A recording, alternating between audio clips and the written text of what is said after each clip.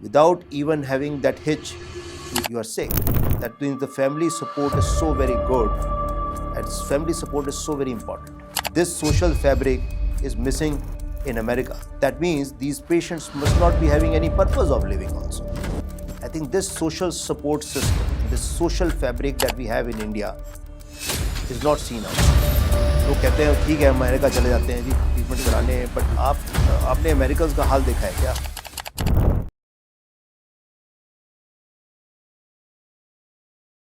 Hi guys, what's up and welcome to my YouTube channel on Shashank Singh unfiltered. तो आज की video और आज का पॉडकास्ट बहुत ज़्यादा स्पेशल होने वाला है क्योंकि आज के जो हमारे गेस्ट हैं that is doctor Manish Singhal. So doctor Manish Singhal is a senior consultant department of medical oncology at Indraprastha Apollo Hospital, New Delhi.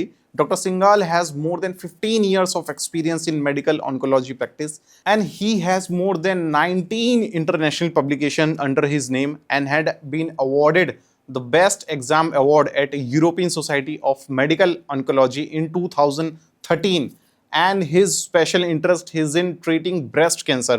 So let's get the podcast. Sir मैं आपका स्वागत करना चाहता हूँ। Thank you so much. आपके पॉडकास्ट में जितने भी लोग इस वीडियो को देख रहे हैं, मैं चाहता हूँ कि आप अपने कॉपी पेन नोट्स हर चीज़ रेडी रखिए क्योंकि इस पॉडकास्ट से उन सबको बहुत कुछ सीखने को मिलने वाला है एंड दे में अप्लाई। सो सर मैं चाहता हूँ पहला क्वेश्चन जो मैं आपसे पूछूं, एक थॉट आता है कैंसर वर्ड। हम सब तो सर एक मिडिल क्लास बंदे हैं जो कि एक टर्म्स जानते हैं, लेकिन आप इसमें एक्सपर्टीज रखते हैं। सो कुछ अवेयरनेस सर, कैंसर होता क्या है एंड जो मिथ हमारे दिमाग में सबसे पहले आती है कि थ्रेट या डेथ, उसको सर मैं चाहता हूँ थोड़ा सा क्रिस्प एंड क्लियर कीजिए। सो बेसिकली आपने पूछा कि कैंसर क्या होता है and why it is so threatening, and एक थ्रेट वर्ड इसके साथ डेफिनेटली एसोसिएटेड है। So cancer is nothing but your own cells. आप ही के अपने सेल्स हैं जहाँ जिनमें कुछ ना कुछ ऐसी डीएनए म्यूटेशन कई सारे कारणों से हो जाती है, और वो डीएनए म्यूटेशन इस तरह से हो जाती है कि वो उनकी ग्रोथ होने लगती है, अनहिंडर्ड ग्रोथ, अनकंट्रोल्ड ग्रोथ, जिसकी वजह से वो ऑर्गन फंक्शंस को ख़राब करना शुरू कर सकते हैं या कर देते हैं, डिपेंडिंग आप किस स्टेज में उसको पकड़ते हैं। क्योंकि उनमें पोटेंशियल है कि बाकी सेल्स की ग्रोथ को इम्पीड करना, बाकी ऑर्गन फंक्शंस को ख़राब कर देना, तो डेफिनेटली वो हमारे लिए ख़राब है और उनको ठीक करना बहुत ज़रूरी होगा। बट ये कोई बाहर के कीटाणु नहीं है, बाहर का कोई इन्फेक्शन नहीं है। It is your own cells which become cancerous because of some reason और दी अदर। और क्योंकि ये स्प्रेड कर सकते हैं दूसरे ऑर्गन्स में, दूसरे ऑर्गन्स के फंक्शंस को भी ख़राब कर सकते हैं, यानी कि एक ऑर्गन ख़राब हो गया तो दूसरा ऑर्गन ख़राब हो गया, तो ऑफ कोर्स ये थ्रेटनिंग भी है। They can potentially become threatening for your life. So you have to correct it, यानी उसको आपको ठीक करना ही पड़ेगा। और थोड़ा सा डर इसलिए भी है क्योंकि इसका जो ट्रीटमेंट है, क्योंकि बीमारी खतरनाक है तो ट्रीटमेंट भी थोड़ा खतरनाक है। बट मैं ये बात बताना चाहूँगा कि सन 2011-12 के बाद से जनरली इसमें कीमोथेरेपी और बड़ी सर्जरीज के बारे में हम बात करते हैं जी। अब जो नया ट्रीटमेंट आ रहा है कैंसर का, that is non threatening. Relatively 2011-12 के बाद कोई भी नई कीमोथेरेपी ड्रग ऐड नहीं हुई है। अच्छा, जो भी ऐड हुआ है सब टारगेटेड थेरेपीज, टारगेटेड एंटीबॉडीज़, जो कि अपने आप में कम साइड इफ़ेक्ट्स वाली हैं, ज़्यादा एफिकेशियस है और ज़्यादा लंबे समय तक बीमारी को कंट्रोल में रख सकती है। So the work is going on, काफ़ी सारा काम हो रहा है। मैं ये नहीं कह रहा कि we have become successful, but yeah we are becoming successful with every passing year. Sir जैसे मेजर जो ऑडियंस हमारी 21 साल से 29 साल, जैसे मेरी अपनी एज में बताऊं, तो ऐसा कौन सा मैसेज है जो कि सबको पता होना चाहिए related to the cancer side? तो यार, फर्स्ट एंड फॉरमोस्ट तो है प्रिवेंशन, कि कैसे हम कैंसर को रोक सकते हैं, होने से रोक सकते हैं। मैं देखता हूं कि आजकल यंगस्टर्स, जैसे आपने यंगस्टर्स की बात करी, they take on to very easily to smoking, tobacco use. बहुत सारी ऐसी एड्स आती हैं, हमारे काफ़ी सारे हीरो हीरोइन हैं जो प्रमोट भी कर देते हैं, और उस पर अब बंदिश लग गई है, बड़ी अच्छी बात है ये। So smoking is responsible for at least 30% of total cancers that India sees, tobacco in any form. Then comes alcohol.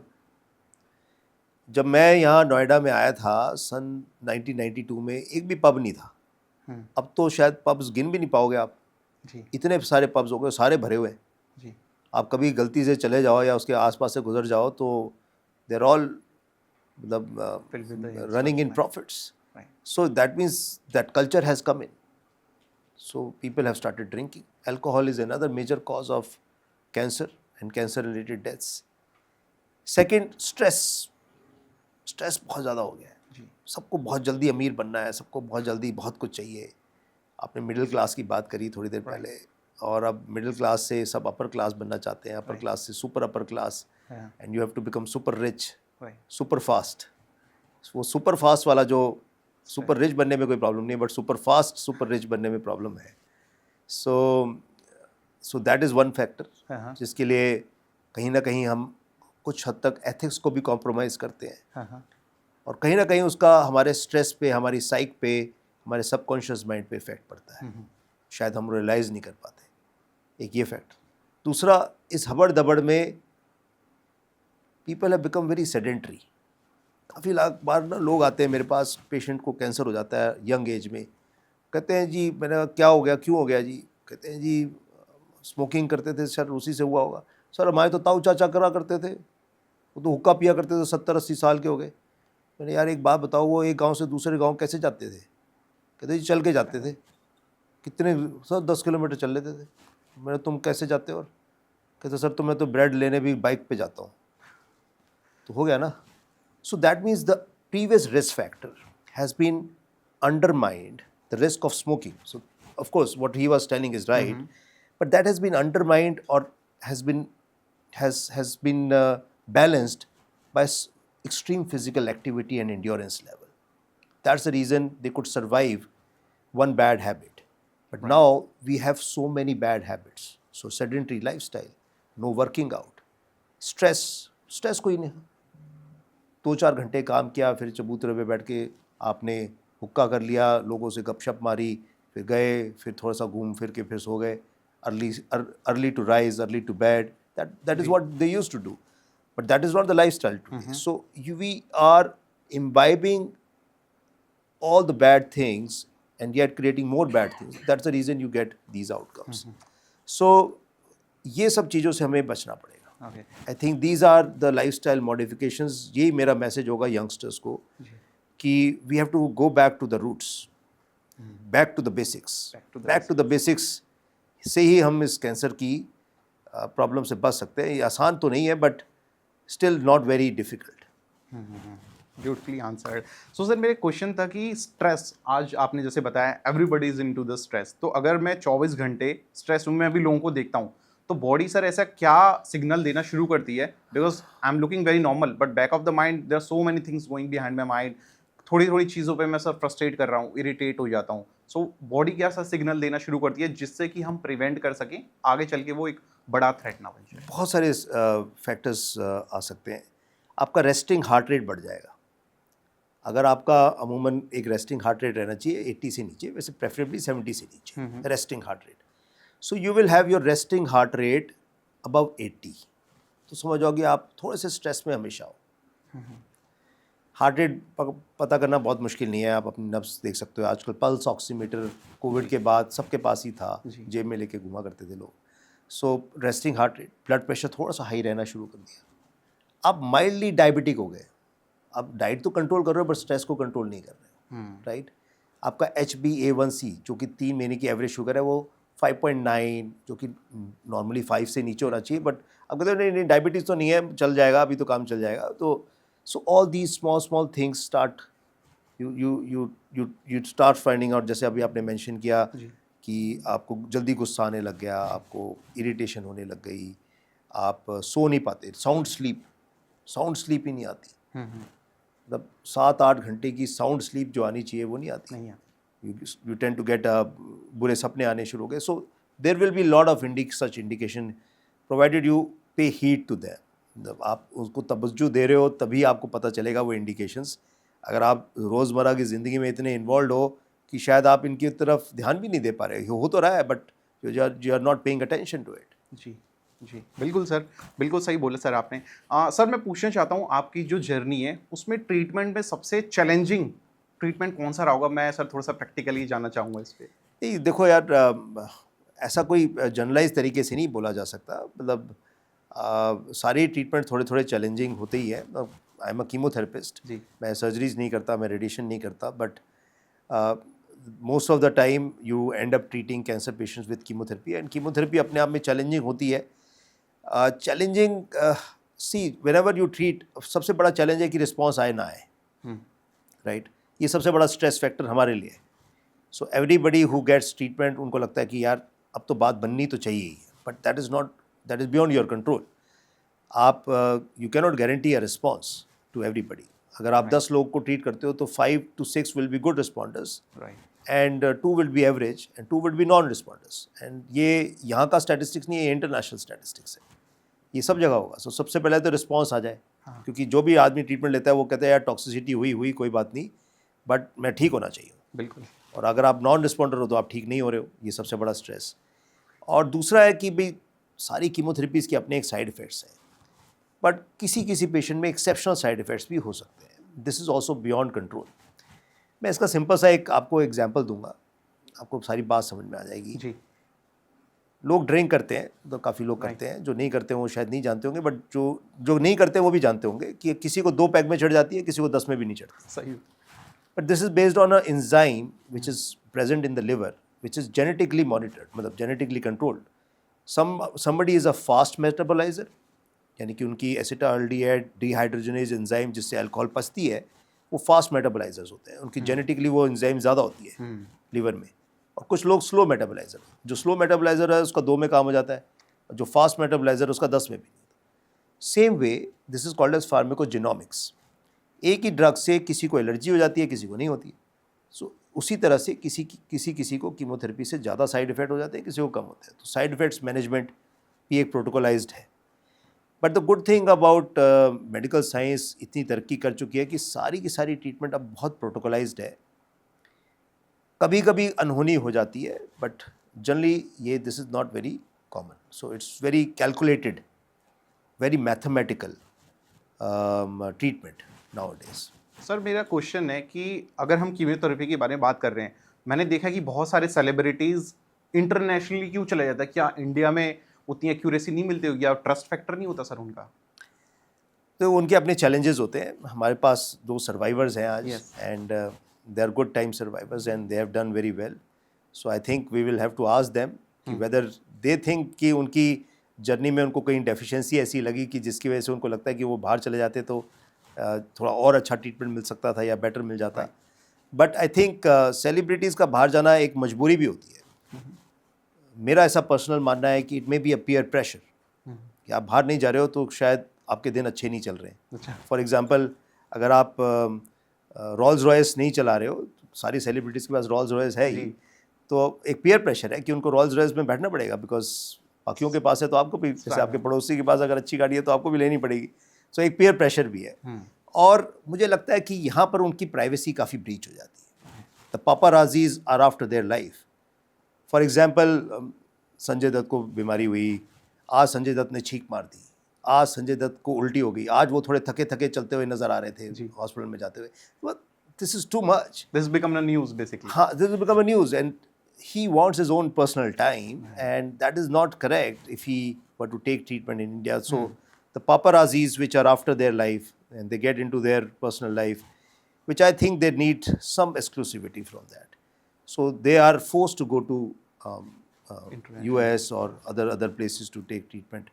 ये दो reasons मुझे समझ में आते हैं कि that why celebrities go out. Of course, बाहर के देशों में थोड़ी रिसर्च ज़्यादा है. जो भी नए मॉलिक्यूल्स आते हैं उनको इंडिया में आने में थोड़ा समय लग जाता है, and there is a process कि जो मॉलिक्यूल वहाँ लॉन्च होते हैं वो इंडिया में आते आते एक पर्टिकुलर DCGI ऑफिस से होते हुए एक अप्रूवल्स के साथ, मतलब इंडियन FDA अप्रूवल के साथ ही इंडिया में एंटर करते हैं, तो थोड़ा सा डिले होता है. Those treatments are well available over there, so that may be another reason. But ये ट्रीटमेंट्स बहुत कम लोगों को ज़रूरत होती है. बाकी लोग अपने बेसिक ट्रीटमेंट से और जो ट्रीटमेंट अवेलेबल है इंडिया में से उससे ठीक हो जाते हैं. ठीक है, तो मैं क्वेश्चन डायरेक्ट सर्वाइवर्स से करना चाहूँगा. सर आपने मेंशन करा that we are fortunate that we have survivors today with us. So ma'am, what is your mindset and the message you wanted to give at the end कि treatment किस तरीके से रहता है और अपने आप को कैसे स्ट्रॉन्ग रखना चाहिए, the message you want to give to the. Well, बहुत इंटरेस्टिंग क्वेश्चन है. When you are diagnosed, कोई माइंडसेट नहीं होता है. द फर्स्ट थिंग तुम्हारे माइंड में आता है कि वाई मी, ये मेरे साथ क्यों हुआ. So point number one is you have to get out of that mindset, right? So when I was diagnosed and when kind of I got in touch with Dr. Manish and the surgical oncologist, one of them told me कि सबसे to survive this, you need good support of the family, you need good friends, and you need a great doctor, right? I think अगर ये 3 आपके साथ sorted हैं तो pretty much आपकी journey का जो स्टार्ट है वो सही है, right. So secondly, it is difficult. Let's face it, it is going to be difficult. It is not an easy ride at all. Difficult है. आपको अपना माइंडसेट आपको अपने आप को संभालना पड़ेगा, right. So for example, I became more on the spiritual side. Like I'm not very much like a God fearing person. I acknowledge that we have to like एक दिया जोत बत्ती जला दी, हो गया काम, but I'm not like a God fearing sort of a person, but I believe in God, right? Your direction towards spirituality, it takes a direction. I did try to do those chantings. I started going to the Gurdwara more often. I just sat there, like आप गुरुद्वारे में चले जाओ, like I've been brought up in that environment wherein the Gurdwara is everything for me, right? गुरुद्वारे में जाओ, बैठ जाओ, just sit there for an hour. It's an eye opener, okay? So एक तो ये. Second, thirdly is that your child needs you. Like when I was diagnosed, my daughter was just 3 years old, right? I just can't abandon my child. So that is where the fighting kicks in, right? So then the journey slowly started, and when we got associated with Dr. Manish, and then basically I followed protocol. मैंने एक भी doctors appointment miss नहीं करी है. मेरा protocol है rather कि every 6 months आपको चेकअप कराना है. I have never missed it. It's been 10 years now. I have fixed my time. I go to Dr. Manish in June. I go to Dr. Manish in December. And I do that without fail. Right? So follow protocol. Don't be shy. आप जाओ doctor के पास. Why are you holding back? Right? Because I went to the doctor, possibly मेरा diagnosis was caught early, and that is why I'm sitting here before you today. So that's then how आपका lifestyle आपका है. Doctor सिर्फ एक point के beyond क्या बोल सकता है. He will tell you okay lose 10 kilos, but that's it. No, lose तो मुझे करना है ना वेट, राइट. सो मैंने बहुत लाइफस्टाइल चेंजेस करे अपनी ये जो 10-year जर्नी में. इट विल बी 10 years इन दिसंबर. मैंने बहुत लाइफस्टाइल चेंजेस करे. I don't do alcohol. I am pure vegetarian. I was a non vegetarian. I change my lifestyle after the cancer diagnosis. I stopped eating. I am not saying non-vegetarian is bad. Let me be very clear on that. But it is my choice, right? I don't have alcohol at all. I was never a smoker, right? Then came movement, जो doctor Manish ने भी बोला है, moving. We are sedentary, okay? I do like a 9 to 6 job, right? But I wake up at 5 o'clock to make sure कि मैं 5:30 to 6:30 अपना workout करूँ without fail, right, to maintain the integrity of my body and ensure that this is like a long term thing. So yes, it is a life style, it is a mind set, and that will give you the success. Okay. And ma'am, what was you as a person before the treatment and after the treatment? How do you see yourself? मुझे ज़्यादा difference नज़र नहीं आते. मैंने अपनी life को वैसे ही रखने की कोशिश की जैसे मैं पहले थी, क्योंकि वैसे भी मेरे हस्बैंड का, मेरे चिल्ड्रन का बहुत सपोर्ट था मेरे साथ. उन लोगों ने मुझे चेंज होने भी नहीं दिया. उन लोगों ने मुझे फील ही नहीं कराने दिया कि मुझे इतनी बड़ी बीमारी हुई है. उन्होंने मुझे इतना सपोर्ट किया कि अपनी लाइफ को वैसे ही जियो जैसे पहले जी रहे थे. तो मेरी लाइफ में ज़्यादा कोई चेंजेस नहीं आए. ठीक है, एक रूटीन आ गया कि मुझे टाइम टू टाइम डॉक्टर्स को विजिट करना है या फिर मेडिसिन लेनी है, बस ओवरऑल इतना ही डिफरेंस मैं कह सकती हूँ। मैम आपने ऐसा नहीं सोचा मेरे साथ ऐसा क्यों हुआ, जस्ट लाइक ये तो सभी सोचेंगे, कि मेरे साथ क्यों क्यों हुआ है? बिल्कुल, ये तो सभी सोचेंगे। आप कैंसर को ऐसे नहीं ले सकते कि कैंसर ऐसी चीज़ है कि वो किसी को भी हो जाएगा। इसका नाम ही डर डर से शुरू होता है। और तो इसका आंसर मिला क्या? इसका आंसर मिला? नहीं, मैं जानना चाहता हूँ रियली मेरे को क्यों हुआ। नहीं मिला। नहीं मिला। हाँ, थोड़ा सा था, मे बी स्ट्रेस मेरे में ज़्यादा था, थोड़ा सा इमोशनल ज़्यादा हूँ शायद इसलिए, या फिर प्रोफेशन वाइज भी थोड़ा सा था, तो हो सकता है एक ये रीज़न हो सकता है। इसके अलावा मुझे और कोई ऐसा रीज़न समझ नहीं आता कि ठीक है। Any message ma'am you wanted to give to stronger the women out there who are surviving right now, any message you wanted to pass on? अगर विल पावर अच्छी है, आप सोचेंगे कि आप को जीना है, अच्छी तरह से जीना है, तो आप कर सकते हैं, सब कुछ कर सकते हैं। मेरे हिसाब से तो अगर आप को कैंसर से बचना है तो आपकी विल पावर स्ट्रांग होनी चाहिए। इसके अलावा इसका ट्रीटमेंट बहुत बुरा है। जी, ट्रस्ट रहना मेरे हिसाब से बहुत ज़्यादा ज़रूरी है, भगवान पे भी और डॉक्टर पे भी। एक लेडी के लिए ना उसके बाल जाना बहुत ज़्यादा मैटर करता है। मैं इस पे आने वाला था, what are the like side effects क्या देखने को मिलते हैं? तो मेरे लिए एक सबसे ज़्यादा बैड फेस वो कह सकते हैं जब मेरे बाल जा रहे थे, वो मुझे बहुत ज़्यादा अफेक्ट कर रहा था। ठीक है, और बाकी चीज़ मैनेजेबल थी, पेन था जो था वो सब मैनेजेबल था, बट बाल जाना मुझे क्योंकि आप एनालाइज नहीं कर सकते अपने आप को, राइट? ठीक है सर, इसमें मेजर साइड इफेक्ट्स क्या देखने को मिलते हैं? So, since we are discussing breast cancer में not everybody requires chemotherapy.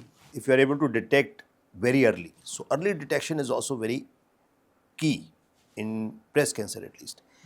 तो कोई अच्छी बात ये है, ब्रेस्ट कैंसर एक्सटर्नल ऑर्गन है, कोई इंटरनल ऑर्गन तो नहीं है। अब अंदर क्या चल रहा है तो किसी को नहीं पता, पर ब्रेस्ट तो इजी टू एग्जामिन है, तो हम सबको काउंसल करते हैं। मोस्ट कॉस्ट इफेक्टिव, सबसे सस्ता तरीका है, कोई पैसे लगने ही नहीं, अच्छा वो है सेल्फ ब्रेस्ट एग्जामिनेशन। अच्छा, a female should do self breast examination after the age of 25 years. उससे पहले भी कर लो तो कोई नुकसान नहीं है। After the age of 25 years, immediately after the menstrual cycle is over, because that is the time the breast is soft, it's not painful. तो जैसे जैसे हार्मोन्स बढ़ते हैं साइकिल्स में, तो वो ब्रेस्ट थोड़े पेनफुल हो जाते हैं, फिर आदमी एग्जामिन नहीं कर पाता। Immediately after the menstrual cycle is over, you do a self breast examination, चाहे नहाते हुए कर लो, चाहे शीशे के सामने कर लो, कैसे भी कर लो। एंड उसकी इतने सारे वीडियोस अवेलेबल हैं कि what is the correct way of palpating, so I don't have to go into the detail of it. जी। And that habit of self breast examination can bring in early recognition of the disease. Number one.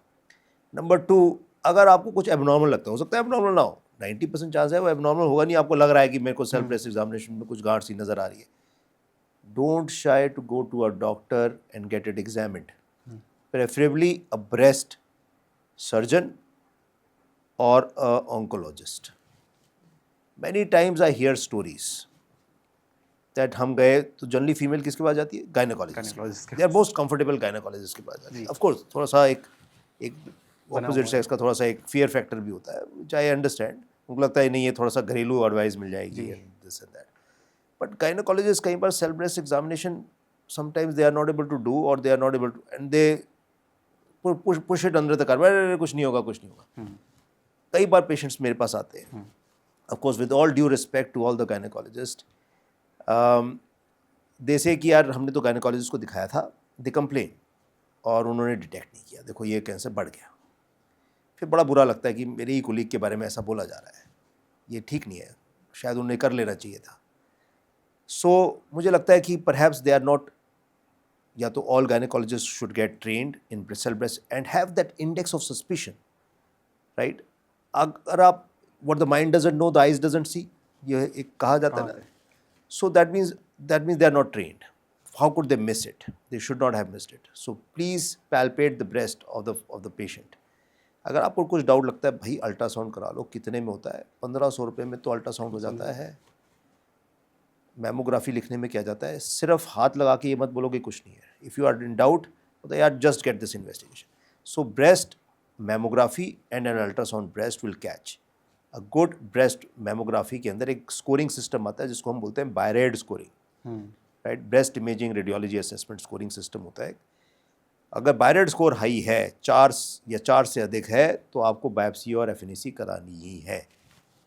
That is your opportunity too early detect which can save you from chemotherapy also. अब सीमा ने बोला कि भाई chemotherapy होगी तो ही बाल झड़ेंगे, chemotherapy नहीं होगी तो बाल नहीं झड़ेंगे।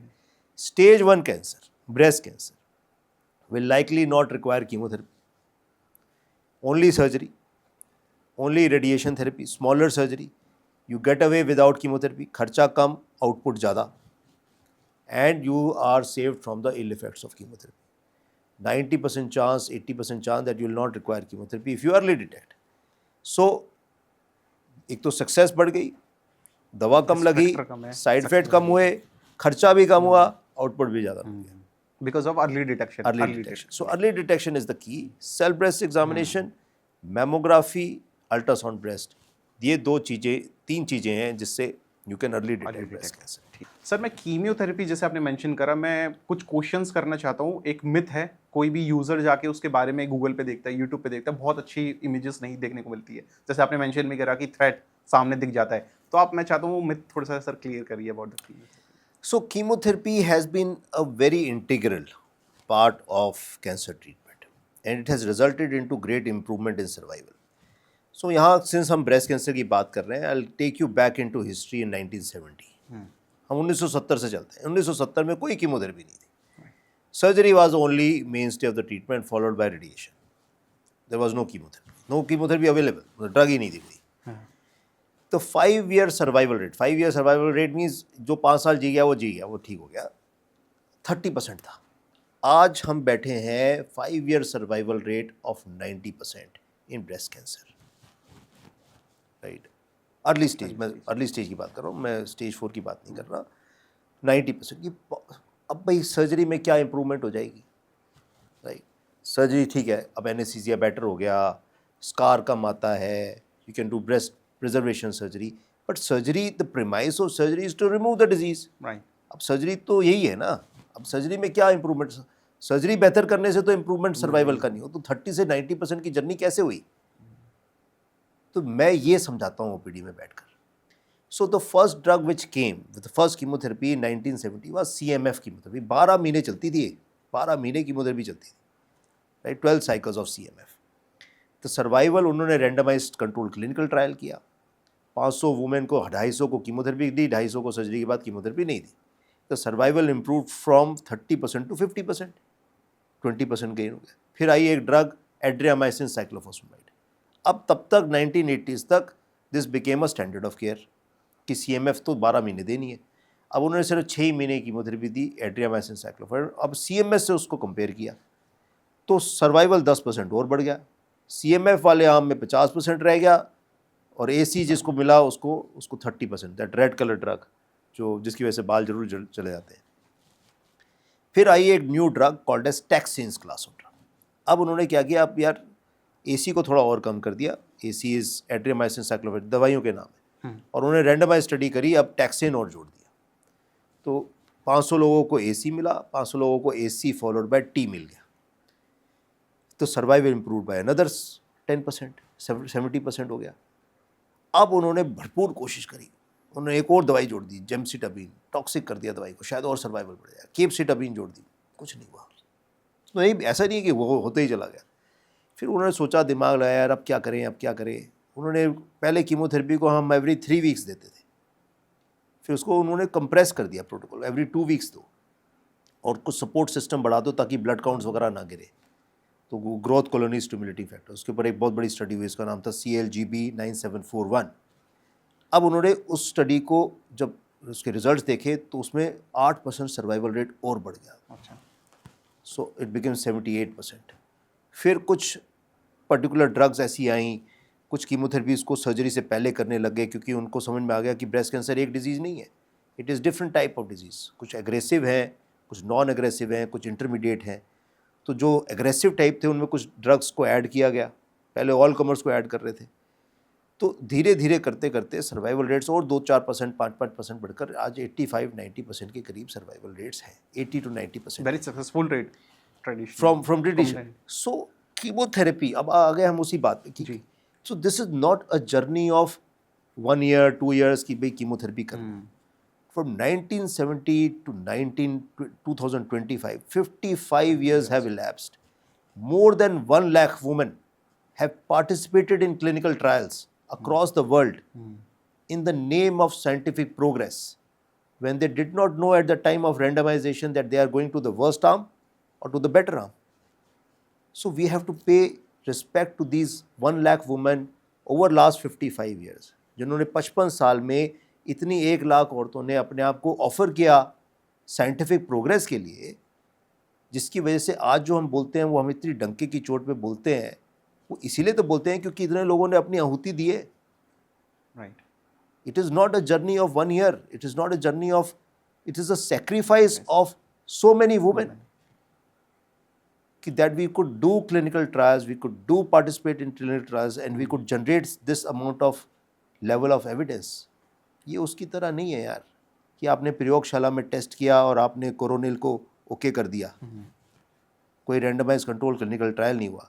लेकिन कोवैक्सीन से रैंडमाइज कंट्रोल क्लिनिकल ट्रायल मांगा गया, कोरोनिल से नहीं मांगा गया। और कोवैक्सीन ने बोला कि भाई ये 78.3% सक्सेसफुल है, 100% नहीं है। कहा गया ना, WHO ने तभी मान्यता दी जब पूरा डेटा पब्लिश हुआ, तभी आप कोवैक्सीन लगाकर बाहर उड़ के जा सकते थे, नहीं तो उससे पहले कोवैक्सीन लगाने के बाद नहीं जा सकते थे, आपको कोविशील्ड लगानी पड़ती थी। This is the strength of medical science, that it creates randomised controlled clinical trials and not just based on somebody's whims and fancies, कि सिर्फ आपने प्रोपेगेंडा फैलाना है मीडिया में आकर कि हमने प्रयोगशाला में टेस्ट कर लिया और ये सब कुछ ठीक है। We have all the evidence, the stats and the data. Evidences, stats, everything. Everything we have. ठीक है. That's a best, I would say, the example, the brief, the description that anybody wants to hear about this, right? So we have this much of traditional knowledge about the chemotherapy. So sir, again मेरा question वही था कि threats किसी भी woman के mind में सबसे पहले यही आता है जो इमेजेस उसको देखने को मिलती है। So when you explain things like this in the OPD to somebody, they become committed to the treatment. When you are committed to the treatment, then you accept the treatment. हमारे दोनों ही survivors ने एक बहुत बड़ी बात बोली, you need that social support. You should not be standing alone.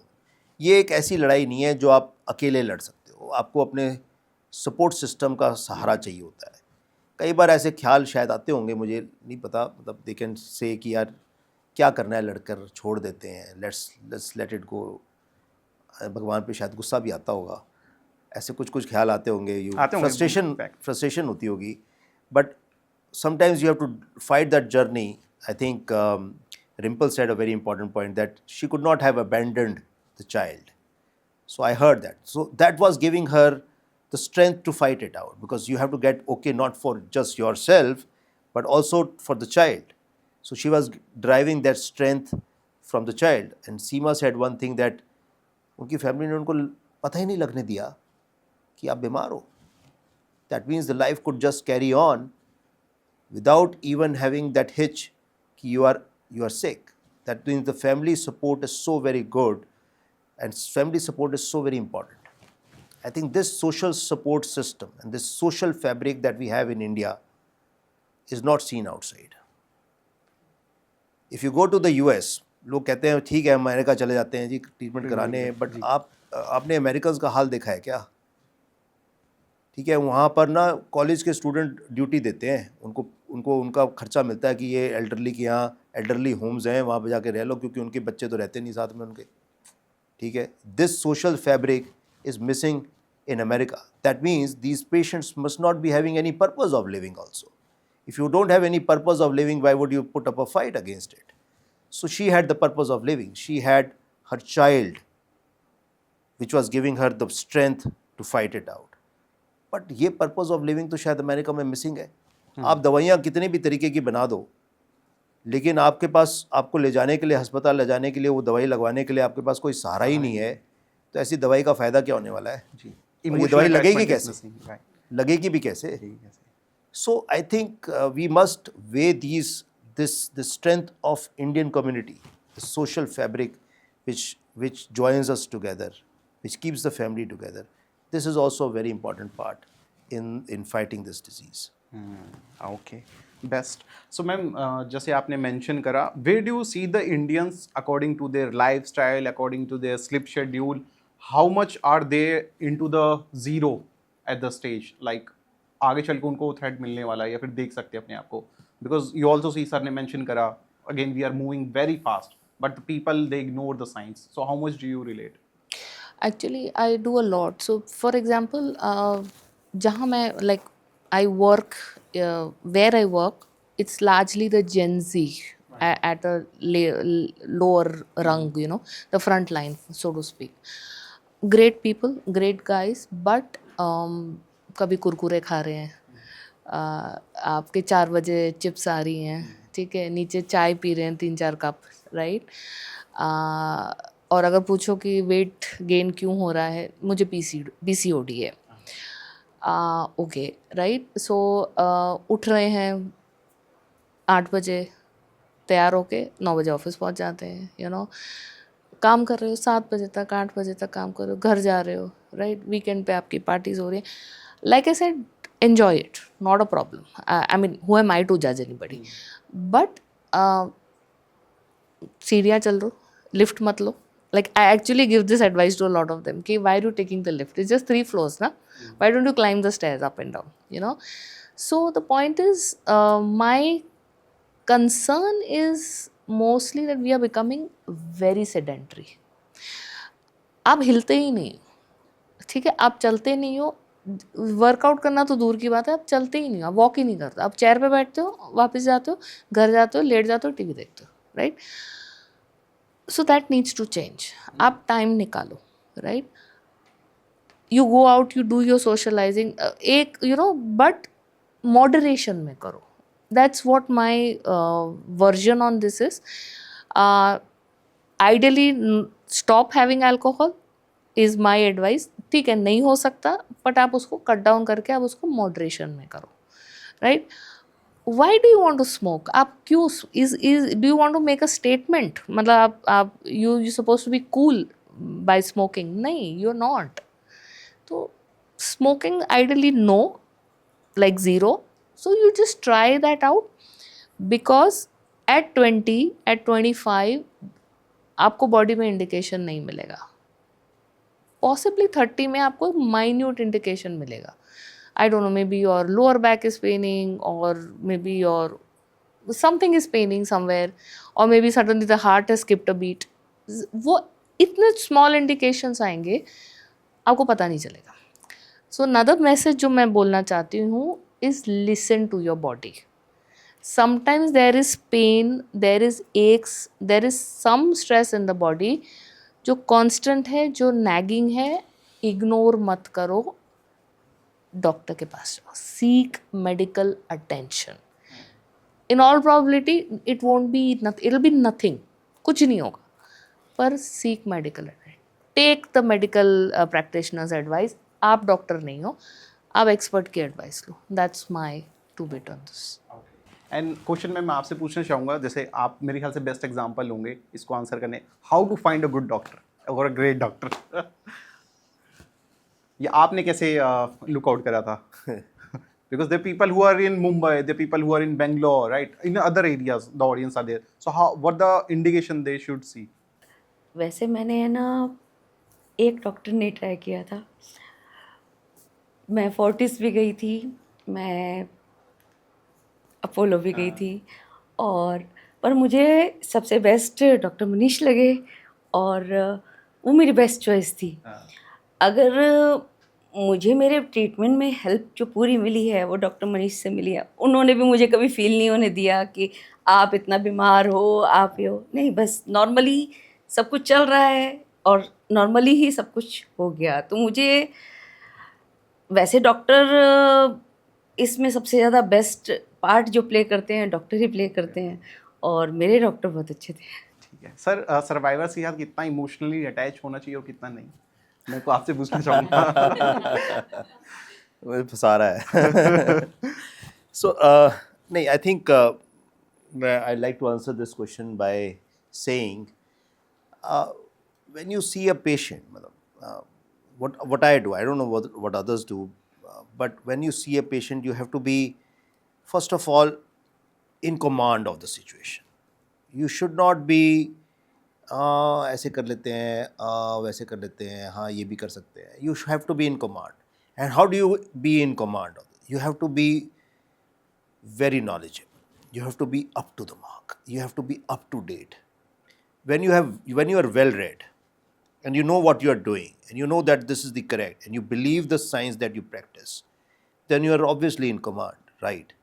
जब आपको आता है और आप पढ़ चुके हो और उसको कई बार पढ़ चुके हो और आप उसको बिलीव करते हो, so you are in command.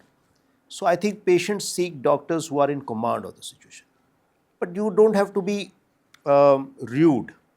People who are in command tends to become rude also. ये नेचुरल ट्रेट होता है सबका. जब आप थोड़े से ज़्यादा ओवर कॉन्फिडेंट या कॉन्फिडेंट हो जाते हो तो आप थोड़े से रूड होने लग जाते हो. You can not be rude, right? So you have to be decent but yet in command. So that is a fine balance. That is what I try to strike. Ki despite being in command, you cannot be rude. You have to be decent. You have to be down to earth. You should be approachable. And I love to be approachable. मैं नहीं कह रहा कि मैं सबके लिए approachable हो पाता हूँ. मेरे को बड़ा दुख होता है कि मैं किसी का फ़ोन नहीं उठा पाता हूँ, तो मुझे अंदर से स्ट्रेस होता है कि हाय मैं उठा नहीं पाया. बट ऑनेस्टली मेरा एक अटैम्प्ट होता है कि मैं उठाऊँ, मैं आंसर करूँ, मैं व्हाट्सएप का मैसेज का जवाब दूँ. रादर जब होली आती है, दिवाली आती है, न्यू ईयर आता है, कुछ क्रिसमस विसमस आ जाता है, आजकल हम सभी देशों के त्यौहार मनाने लगे हैं, ये भी बड़ा अजीब सा है.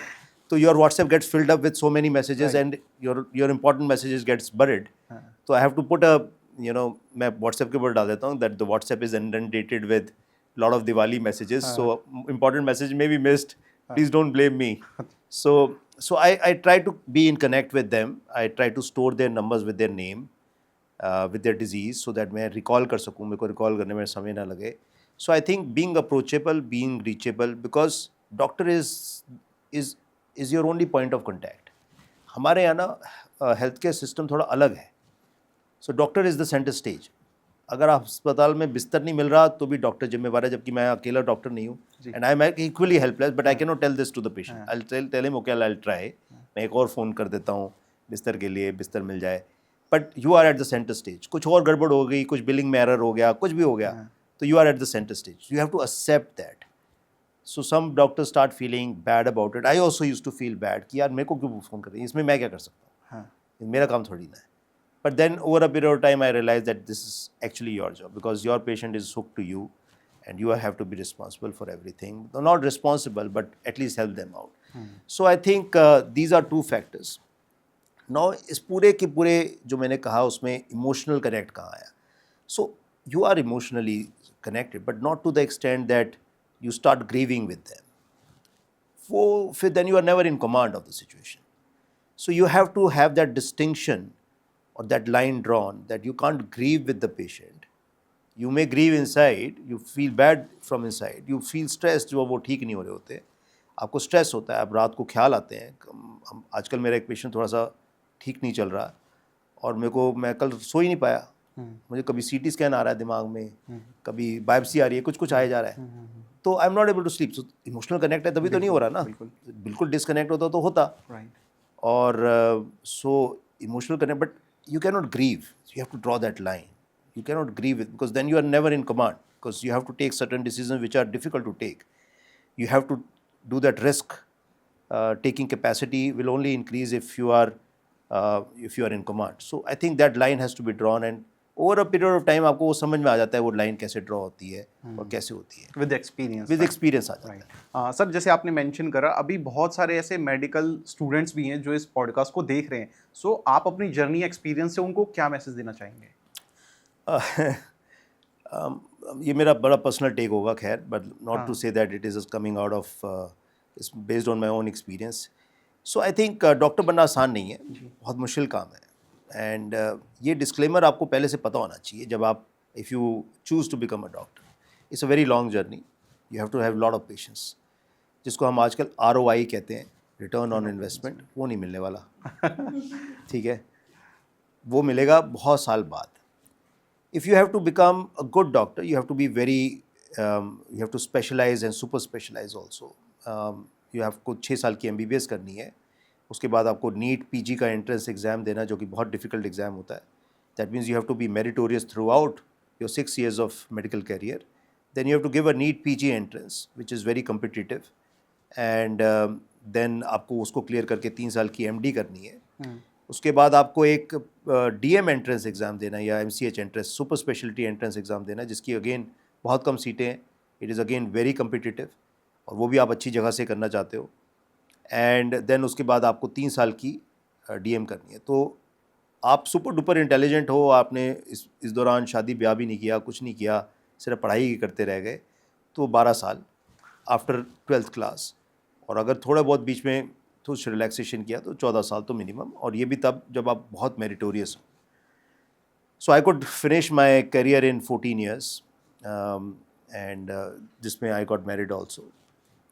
एंड ऑफ कोर्स उसके बाद जब आप बाहर निकलते हैं, then you are the junior most consultant, you are not the senior most doctor, right? And then now you have to become senior, and that will happen with time, with experience. But experience होगा कैसे? आपके पास तो कोई आने नहीं चाहता, आप तो junior most हो। Right. So now what?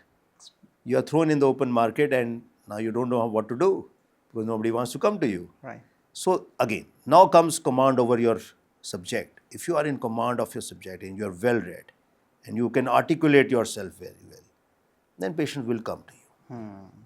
Right?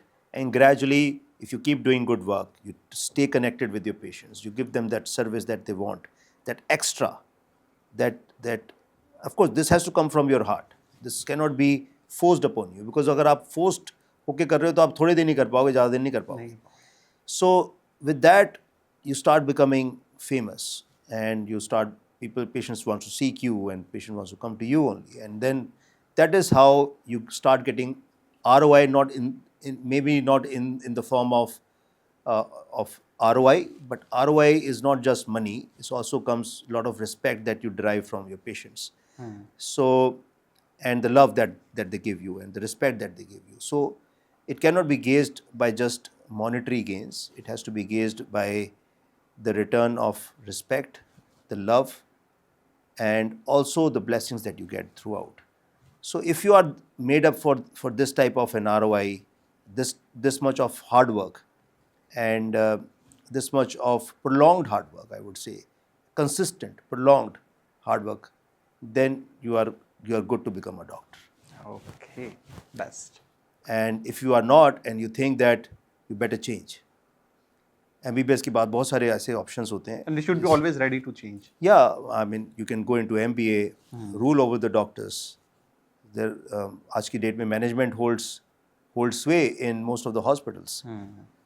Hospital में सबसे इंपॉर्टेंट आदमी आपके हिसाब से कौन होना चाहिए? Doctor. Right? It's management. Management. So you can go into management. They don't bring any patient. They bring nothing, right? But they manage doctors. They manage the entire. So you can go into management. Managing. But then they don't get that blessings. They don't get that love. They don't get that affection. This part is missing from them. This part is missing. But if you are craving for that love, that respect, then you better be a doctor. But if you are not craving for that, and you think that's not your cup of tea, then that is one way. Then you can go into pharmaceutical industry. You can go into so many other things. And you can do podcast. So like that. This is the career map for a medical student. So the ROI is not monetary only. Okay. Monetary भी है, ऐसा नहीं है कि नहीं है. Monetary भी है, but ROI is multifactorial ROI है. So you have to see what you are made up for. Okay. We have to analyze the picture. First, Analyze basically. what you read. What gives you the kick. And what are the challenges that medical students face in today's world? I think बहुत सारी distractions हैं. मुझे ऐसा लगता है, मुझे ज़्यादा नहीं पता, because मैं I've crossed that time of medical student wala in way back in 2010 when I passed my DM from AIMS. But I think आज की डेट में बहुत सारे डिस्ट्रैक्शंस बहुत हो गए. मेरे ज़माने में कोई व्हाट्सएप नहीं था, कोई स्मार्टफोन्स नहीं थे. ब्लैकबेरी आया करता था शायद उस समय, वो that was the best phone. And but WhatsApp नहीं था. अब तो व्हाट्सएप है, रील्स है, इंस्टाग्राम्स हैं, फेसबुक्स हैं, पता नहीं क्या क्या है. ऑर्कुट है, पता नहीं ऑर्कुट है या नहीं. Orkut नहीं है, नहीं. आजकल नहीं है. So something like that. I think there are too many distractions, and you have to rise above those distractions. Okay. And so you have to stick to your goal. And we definitely need a lot of good doctors. Okay. मैं ये बता सकता हूँ कि बहुत अच्छे डॉक्टरों की बहुत ज़रूरत है. और जैसे जैसे हमारी पॉपुलेशन बढ़ रही है, और मुझे लगता है हम पॉपुलेशन बढ़ भी रही है और पॉपुलेशन बीमार भी हो रही है. बिल्कुल सर. और इतना पोल्यूशन है, इतना स्ट्रेस है, इतनी फास्ट लाइफ है. आने वाले समय में ये प्रॉब्लम्स बढ़ेंगी. India is going to become the cancer capital of the world. ये तो लैंसेट की स्टडी है. अच्छा. And it has been published in Lancet. So with this large population of 140 crore people, अगर हमारा कैंसर इंसिडेंस बढ़ेगा तो you can imagine कि ये हम we are sitting on it's a sitting time bomb. And do we have enough medical fraternities who are senior enough to command the treatment of such patients whom we are going to see? So we definitely need good doctors, and so I will encourage people to choose medical profession, but choose with this disclaimer that it's a long journey. Long journey. But if I could do it, then anybody can do it. Okay. So sir, आज की date में which factor in the terms of cancer are you seeing is increasing globally? Which cancer is increasing globally? I think breast cancer is increasing at a very fast pace. And why is that so? So I think बहुत सारे multiple factors हैं.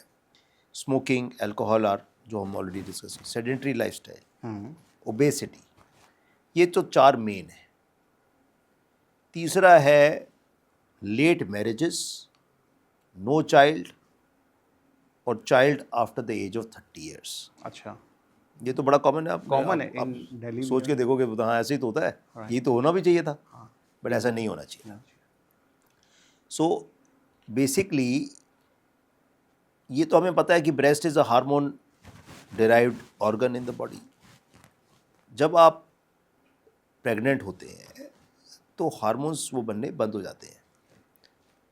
जब आप breast feed करते हैं for 2 years वो hormones नहीं बनते. It's a natural contraception, because the menstrual cycle doesn't start. Menstrual cycle stops when you have a baby, right?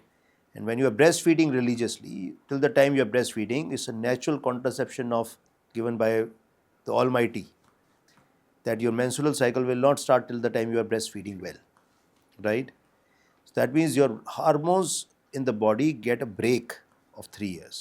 पहले होते थे 5 बच्चे. मैं नहीं कह रहा 5 बच्चे करने हैं, फैमिली प्लानिंग तो करनी है, बट चलो 2 भी हुए और राइट टाइम पे हो गए. The right time when the breast is developing yet, आपको 6 साल का अगर ब्रेक मिल गया, 2 बच्चे हैं, 2 साल ब्रेस्ट फीड किया, 1 साल बच्चे को कैरी किया, सो 6 years of break, this protects you from breast cancer. Okay. So timely marriage. What is the right time? I want to know. Before the 30 years, Before definitely 30 you is the should right complete your family. That means your family should be completed. If you are aiming at 2 children, on an average, you should complete your family before the age of 30 years. Okay. A knot in time saves 9. Okay. And So, yeah. So rightly you. So these are the various factors and of course stress, जो कि measure नहीं किया जा सकता. उसका unfortunately कोई thermometer बना नहीं है. But obesity that you mentioned, sir. So obesity is very common. Is very common in India, right? It leads to cancer. It leads to cancer. So there is a lot of hormonal changes which occur in obese people. Obese people also have their gut microbiome. Gut के अंदर जो bacterias होते हैं जो हमारे लिए बड़े protective होते हैं, वो भी उनके अलग होते हैं. They change their gut microbiome. And now gut microbiome के ऊपर बहुत सारी रिसर्च हो रही है that you can take a pill and you can change the gut microbiome which can protect you from cancer also. And अभी एक study publish हुई थी लैंसेट में जिसमें 7,000 steps, and if you can just Google it, anybody can Google 7,000 steps Lancet. The study showed that somebody who is walking 7,000 steps a day decrease their heart risk, death from heart diseases, cancer risk, death from cancer, depression, dementia, भूलने की problem, diabetes and false, जो imbalance की वजह से fall हो जाता है खासतौर पे एल्डरली लोगों में. वो बड़ी इंटरेस्टिंग स्टडी थी. It was basically their PubMed research with their extracted all the information and try to compile it in one paper. The risk is higher if you are walking less than 2000 steps. अच्छा. It reaches unity at 2000 steps. The benefit continues up till 7000 steps for cardiovascular risk and cardiovascular mortality. यानी कि अगर आप 7000 से ज़्यादा चल रहे हो तो वो रिस्क और नीचे नहीं हो रहा, लेकिन cancer risk and cancer mortality और नीचे होते जा रहा है अगर आप ज़्यादा चल रहे हो. The curve is dropping even further. That means if you are walking 10,000, the curve is even lower. Again, for depression, dementia and diabetes, it's not going lower if you're walking more, right? It is just static at 7,000. So 7,000 is the norm. So I think that is a very good, easy metric to follow. Very easy metric. क्या लगता है, मतलब आजकल सबके पास smart watch है, वो एक और फिट बैंड होता है, उसको पहन के अगर आप ये मेजर कर लो कि आप 7,000 स्टेप चल रहे हो, तो ये बड़ा इजी मैट्रिक है फॉलो करना. मतलब कोई बहुत ज़्यादा पढ़ा लिखे होने की जरूरत नहीं है, कुछ भी होने की जरूरत नहीं है. And I think it's a very important study and researched है.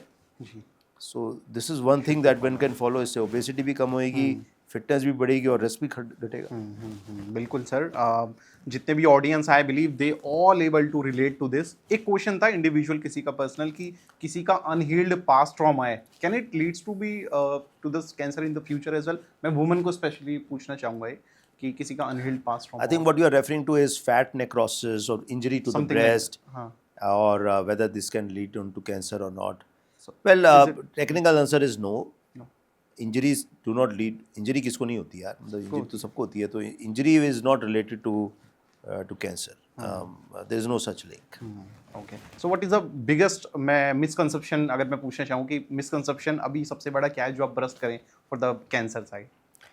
सो आई थिंक मिसकंसेप्शन सबसे बड़ा ये है कि भाई cancer is a death sentence और इससे तो बचा ही नहीं जा सकता.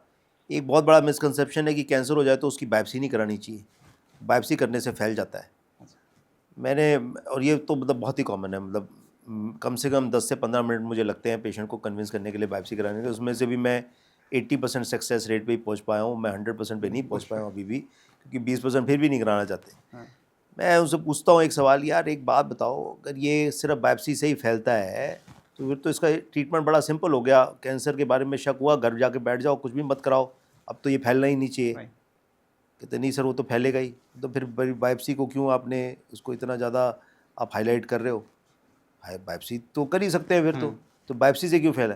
कोई पेशेंट आता है ब्रेस्ट में गांठ है और वो ऑलरेडी स्प्रेड कर गया है, कहते जी बायोप्सी नहीं कराना चाहते, तो बायोप्सी से फैल जाए. फैल तो ऑलरेडी गया, अभी तक तो बायोप्सी हुई भी नहीं. सो बायोप्सी से नहीं फैलता है. Biopsy doesn't lead the cancer to spread to other parts of the body, and this is I think the most important misconception that people have. Gone are the days जब हम सिर्फ बायोप्सी के basis पे सिर्फ biopsy देखते थे. अब biopsy के अंदर बहुत सारी सब टाइपिंग होती है, मॉलिक्यूलर स्टडीज़ होती है, फलाना होता है, जिससे मैंने आपको क्या बताया था शुरुआत में, 2011 के बाद कोई कीमोथेरेपी ड्रग नहीं आया, सब टारगेटेड थेरेपीज़ आ गई हैं, जिसका ज़्यादा अच्छा इफेक्ट होता है, ज़्यादा लंबा इफेक्ट होता है, कम साइड इफेक्ट होते हैं, ज़्यादा सक्सेस है. टारगेट तो टारगेट सेल्स पे ही ढूंढना पड़ेगा ना. टारगेट होगा तभी टारगेट थेरेपी काम करेगी. तो बायोप्सी तो चाहिए वो टारगेट थेरेपीज देखने के लिए कि कौन सी टारगेट थेरेपी दूँ मैं. आप ऐसे ही नहीं दे सकते target therapy. So biopsy is very imperative part of the treatment in cancer. Not only treatment but सटीक treatment, precise treatment of cancer. Okay. Because we have reached a time point when we do precision oncology more than just oncology. Okay. And any last message that you want to give to the viewer side? I think we'll start from our survivors. Please. Yeah, please. Well, be vigilant. Early detection will save your life, will protect your family, and that's it. So get your, even if you are younger, if you are even below 30, at least do some sort of an annual blood work or something. Just go to your gynecologist and just get yourself checked. I mean, you can start there. So basically the key is early detection and listen to your body. अगर पेट भी खराब है ना, just analyze it, वो पेट क्यों खराब है आपका, you know, इतना भी vigilance दिखाओगे, perfect, just go ahead, you'll be fine, you'll be happy, you'll be healthy. जैसा इन्होंने कहा, मैं ये कहना चाहूँगी कि अगर आप इससे सफ़र कर भी रहे हो तो होप नहीं लूज़ करनी चाहिए अपना। आप अगर चाहेंगे कि ना मुझे सरवाइव करना है तो आप कर पाएंगे, तो don't lose hope.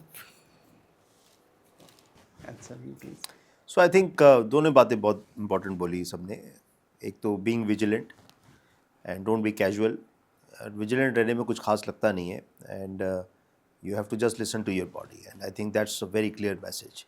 Body does give you some signal और दी अदर, बट हम कई बार थोड़ा सा रिलैक्स हो जाते हैं, इसको we push it under the carpet, and you have to be hopeful. And I think with hope, being vigilant and getting the right advice, right time. And last मैं कहूँगा कि आज की डेट में इतने सारे प्लेटफॉर्म्स हैं जहाँ पढ़ सकते हो। चैट जीपीटी है, टक टक टक टक 2 मिनट में आंसर आ जाता है। गूगल पे भी डालो तो एआई जनरेटेड आंसर आ जाता है। तो हमारी जो साइंस है, मेडिकल साइंस, उसमें कोई आपको बुद्धू तो बना ही नहीं सकता। Right? You have to read.